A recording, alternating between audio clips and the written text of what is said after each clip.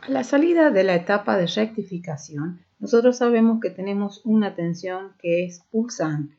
Bien puede ser de media onda o de onda completa, pero sigue siendo una onda pulsante. Y entonces es necesario una etapa de filtrado para de este modo alisar la zona de los valles. Y por ese motivo vamos a ver ahora lo que es el filtrado por condensador o también llamado de condensador de entrada. Existen otros tipos de filtros también que son los filtros con celdas LC. Sin embargo, las inductancias y más a baja frecuencia, como son los 50 Hz de la línea, no tienen un buen comportamiento eléctrico, en general son voluminosas y producen pérdidas. Por ese motivo que prácticamente no se usan y lo que se usa es el filtrado por condensador de entrada. Para ello hemos dibujado entonces otra vez lo que sería la salida del secundario del transformador. En este caso hemos puesto un solo diodo, o sea que es un rectificador de media onda. A la salida de esta etapa de rectificación tenemos acá la etapa de filtrado por condensador. Y en paralelo con el condensador tenemos nosotros conectados la carga, que es donde tenemos la tensión de salida. Para explicar el funcionamiento, primero hemos abierto o hemos desconectado la carga. Y nos encontramos ahora que cuando se conecta a la señal de entrada, la tensión de entrada es esta tensión dibujada acá, senoidal, nos encontramos que el condensador en un inicio se encuentra totalmente descargado, entonces la tensión en él es cero. Entonces inmediatamente cuando se aplica esta tensión, este diodo se ve pulsado en forma directa y comienza a circular corriente a través del diodo y comienza a cargar el condensador. Esto hace que su potencial, que es cero, gracias a la corriente que circula a través del diodo, a expensas de esa corriente comienza a elevar su potencial. Hasta que llega a un punto, tal como es en este caso, en donde a partir de ese instante en adelante, vemos que este diodo ahora se queda pulsado en forma inversa porque la señal proveniente del secundario del transformador comienza a disminuir por debajo del valor que alcanzó la tensión del condensador, que en este momento este condensador, al tener la carga desconectada, no tiene manera como descargarse, no puede hacerlo a través del diodo y tampoco no tiene carga porque el circuito está abierto. Entonces el condensador, aunque no se aprecia bien en este dibujo, tiende a mantener el valor de tensión que ha alcanzado. Luego viene esta zona en donde la tensión de entrada ha cambiado su polaridad, sin embargo el diodo sigue polarizado en forma inversa. Luego otra vez cambia la polaridad de la señal de entrada positivo. En todo este instante de tiempo todavía la tensión del secundario del transformador es menor que la tensión que había alcanzado el condensador, hasta ese punto en donde ahora otra vez durante un instante va a seguir el condensador cargándose hasta que, después de algunos ciclos, llegará a la tensión de pico. Una vez que llega a la tensión de pico, esa se mantiene, puesto que, no, como dijimos antes, el condensador no puede descargarse, entonces se carga de este modo desde cero hasta el valor de pico y se mantiene en ese umbral de tensión. Esta es una tensión constante, sin ningún tipo de ondulación, ni ruido, ni ondulación, puesto que no tiene ninguna descarga. Entonces es una tensión constante. Dependiendo de la capacidad de este condensador, esto puede llevar más de un ciclo de la señal de entrada o bien puede cargarse muy rápidamente en el primer cuarto, digamos así, del periodo de la señal de entrada. Esto depende, como bien decimos, de la capacidad. Mientras mayor es la capacidad, más tardará en cargarse, pero una vez que se termina de cargar, bueno, se llega a la tensión de pico. Para condensadores que tienen una capacidad por debajo de 1000 microfaradios pueden llegar a cargarse en el primer cuarto del periodo de la señal de entrada. Entonces, cuando la tensión de entrada B sub I es mayor que 0, el diodo se polarizaba en forma directa, como decíamos, pero hay todo un tramo en donde este diodo no conduce más porque la tensión del condensador alcanzó un umbral suficiente como para que polarice a este diodo en forma inversa. Y una vez que ya se alcanzó y alcanzó el nivel de pico, ya el diodo queda todo el tiempo polarizado en forma inversa y el condensador cargado con la tensión de pico. Entonces, acá tenemos dibujada la señal de entrada, acá tenemos dibujada la tensión en la carga, que es la del condensador. Se cargó hasta la tensión de pico, en este caso se ha dibujado que en el primer cuarto de la señal, del periodo de la señal de entrada se ha cargado y se mantiene la tensión en el valor de pico. Decimos que mientras el diodo, el condensador se está cargando, acá el diodo está conduciendo y a partir de acá en adelante ya se cargó y el diodo no conduce. Por lo tanto, si no conduce el diodo, la tensión en el diodo vale 0 y acá queda expuesto a tensión inversa. Como se ve en este instante, que es justamente cuando la señal de entrada alcanza el máximo valor negativo, el diodo ve exactamente el doble de la tensión de pico. Bueno, veamos qué ocurre ahora cuando nosotros le conectamos la carga. Entonces, lo que va a ocurrir ahora es que el condensador, podemos decir inicialmente que tiene un periodo en el que se carga a través del condensador y luego cuando este diodo quede polarizado en forma inversa, el condensador se va a encargar de entregarle corriente a través de la carga. De modo que, otra vez tenemos dibujada la señal de entrada. Acá estamos diciendo que la tensión del condensador llegó a la tensión de pico y a partir de este momento ahora, cuando la carga está conectada, el condensador se va a descargar. Y entonces el diodo entra en polarización inversa y el condensador comienza a descargarse con una ley exponencial. Esto ocurre hasta que otra vez la señal de entrada se iguala y entonces el condensador vuelve a tomar carga, se carga otra vez a la tensión de pico y luego vuelve nuevamente a descargarse. Entonces, esto que tenemos dibujado acá es la tensión de carga del condensador desde el inicio, que es 0, hasta el valor de pico y luego continuamente con sus descargas. Acá abajo tenemos dibujada la que es la forma de onda de la tensión en el diodo. Cuando el diodo conduce corriente, su tensión es 0. En este intervalo de tiempo, el diodo no conduce porque está expuesto a polarización inversa y en este instante en que otra vez la tensión del condensador se iguala a la tensión de entrada, vuelve otra vez a conducir corriente a través del diodo, cargar al condensador y entonces la tensión en el diodo vale 0.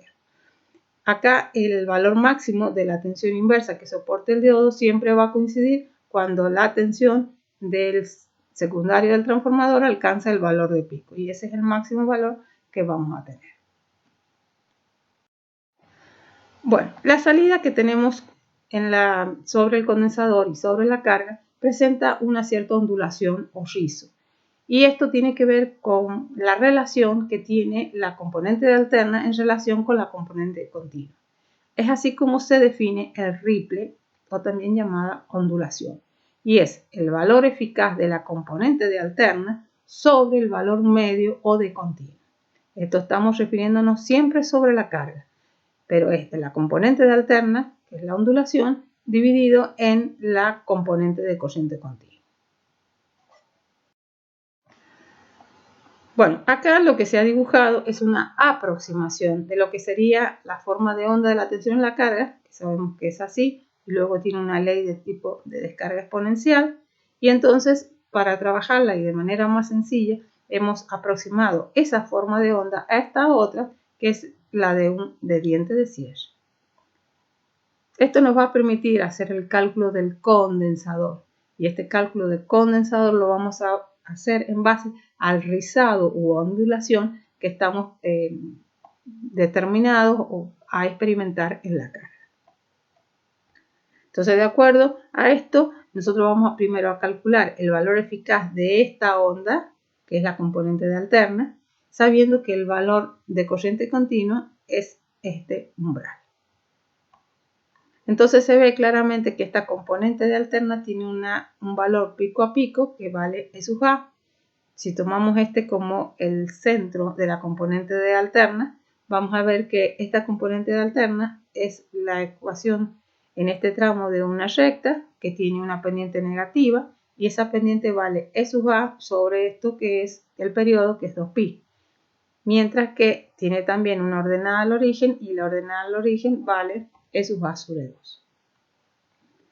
De este modo vamos a tener entonces que el valor eficaz de la componente de alterna, de acuerdo a la definición de valor eficaz, es la raíz cuadrada de la integral del valor cuadrático de la función, donde el valor cuadrático, la función sería E sub A sobre 2, que es la ordenada al origen. Esta es la pendiente por la variable omega t.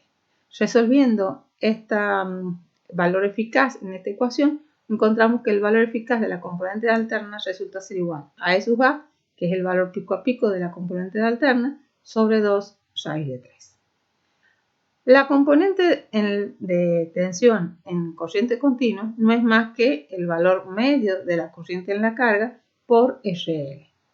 Por otro lado, sabemos que la variación de la corriente en el condensador, que es E sub A, es igual a la carga sobre la capacidad, siendo la carga la integración de la corriente en el tiempo, que no es más que el valor medio de corriente multiplicado por el periodo durante el tiempo que se carga, y ese periodo lo podemos expresar como 1 sobre la frecuencia. De este modo, la corriente, que es el valor medio de corriente en la carga, es igual a E sub A por F y por C. Y la tensión en la carga de corriente continua será el valor de la corriente multiplicada por RL. De modo que el ripple ondulación, que es el cociente entre el valor eficaz de la componente de alterna, E sub A sobre 2 raíz de 3, sobre la componente en continua en la carga, E sub A F C RL, resulta esta ecuación que está acá. De acuerdo a esta ecuación, nosotros podemos observar que todo este análisis se ha hecho para un rectificador de media onda, donde la frecuencia es 50, y aquí aparece un factor que es 2.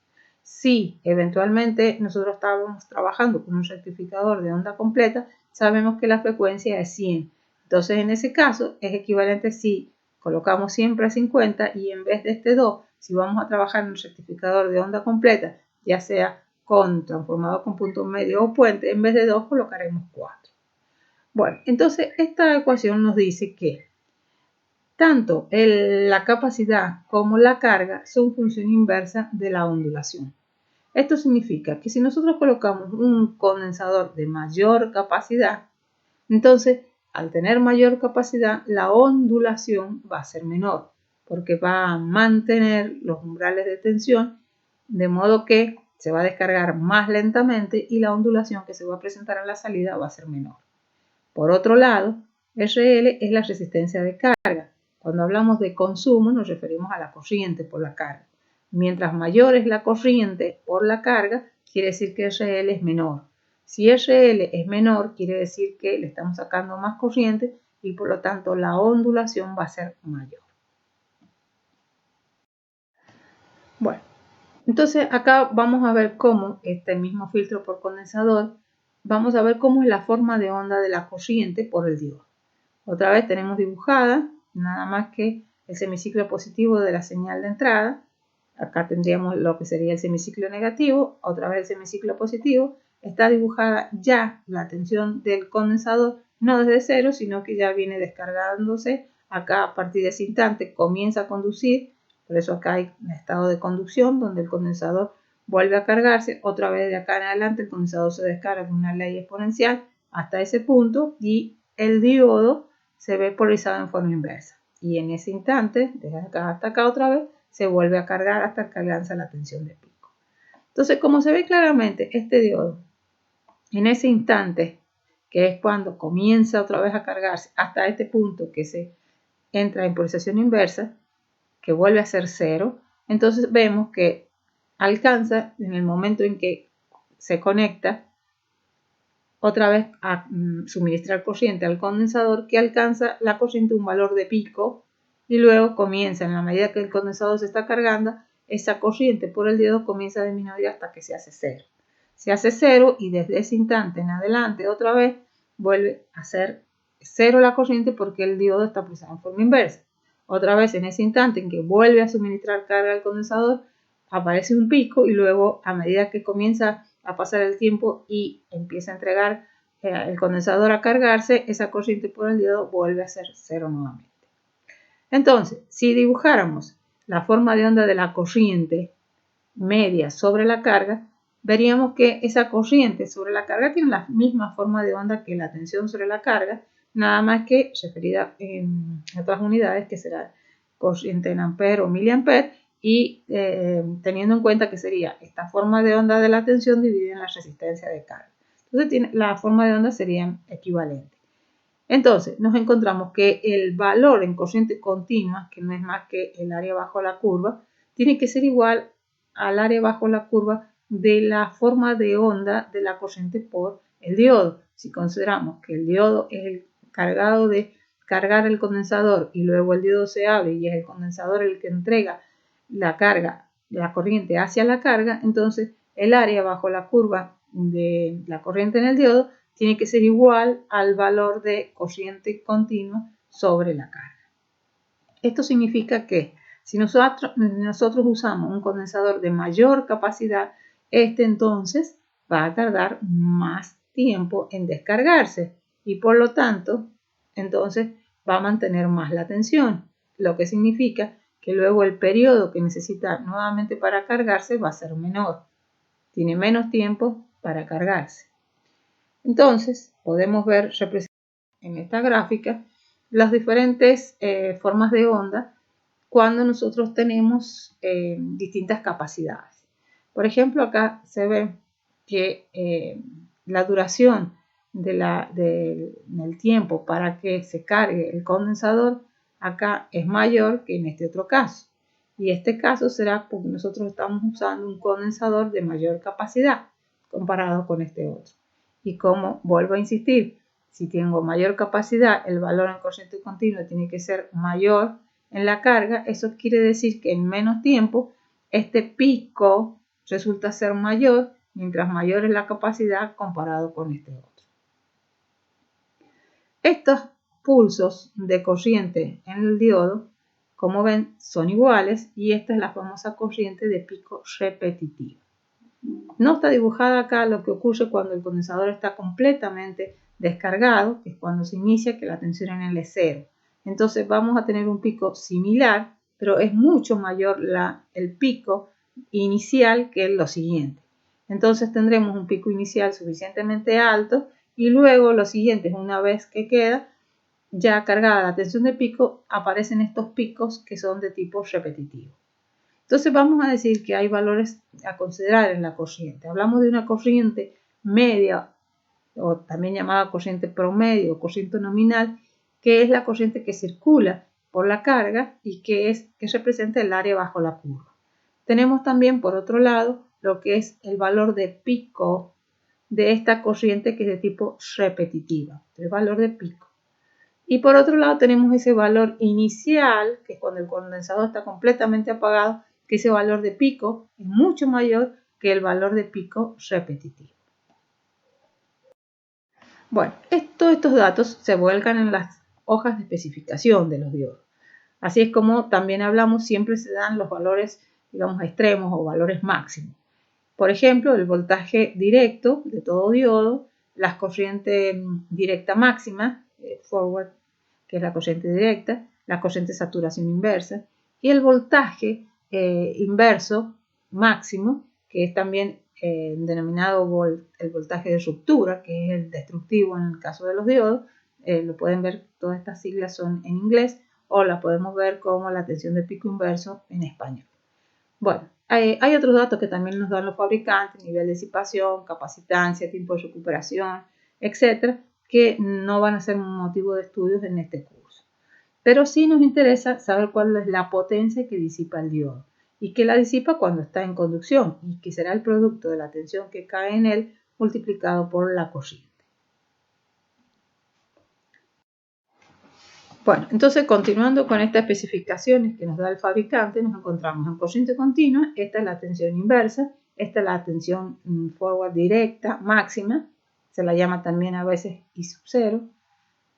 Sin embargo, a veces este valor de I sub 0 se la llama inicial, a veces también I sub 0 se la llama corriente de fuga, pero en este caso está refiriéndose a la corriente directa. Entonces, esa corriente directa máxima es la corriente promedio rectificada, que es el valor de corriente continua, que por ejemplo, en el diodo 1N4001, o sea, diodos de la serie 1N4000, ese valor, por ejemplo, es de 1 ampere y que, como les dije anteriormente, representa el área bajo la curva de la corriente por los diodos. Bueno, después nos encontramos, estos ya indirectamente son valores dados para alterna, corriente directa, y esta es la tensión de ruptura, o también llamada la máxima tensión inversa, ya sea BR o BRM, que son valores, esta para continua y esta para alterna, pero los valores son los mismos, y que, por ejemplo, en los diodos 1N4001 es de 50 volts, esa tensión inversa, y en el 1N4002 va aumentando hasta el 4007, que es de 1000 volts. Bueno, esta IFSM es la denominada corriente de pico transitoria, corriente inicial o la corriente no repetitiva máxima. Esa es o también llamada de una sola oleaje. O sea, es la corriente inicial, que es cuando el diodo está completamente descargado. Para el caso del diodo 1N4001, teniendo una corriente del orden de 1 ampere, esa corriente de pico repetitiva máxima puede llegar a 30 amperes. O sea que admite corrientes repetitivas, máxima de 30 amperes. Y IFRM es corriente de pico, igual que todo esto porque estamos hablando de alterna, son corrientes de pico repetitivas máximas. Pero esta es repetitiva, y este es el valor de pico al que está haciendo referencia acá, que en el caso del 1N4001, ese valor es del orden de 10 amperes. Entonces, un diodo como el 1N4001, que tiene una corriente forward de 1 ampere, admite una corriente de pico repetitiva que es del orden de 10 amperes y una corriente inicial no repetitiva de 30 amperes.